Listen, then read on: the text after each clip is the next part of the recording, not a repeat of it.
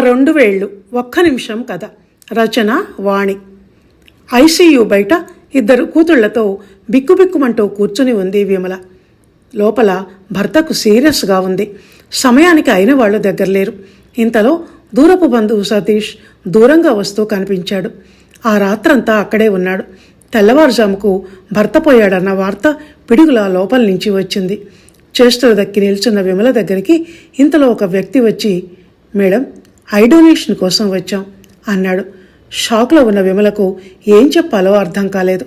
ఆ పరిస్థితిలో తన ఎదురుగా నిల్చుని ఉన్న సతీష్ తన కుడి చేతి 2 వేళ్లను చూపిస్తూ, ఇద్దరికి చూపు వస్తుంది అన్నట్టుగా సైగ చేయటంతో తనకు తెలియకుండానే తను కాగితం మీద సంతకం పెట్టింది విమల.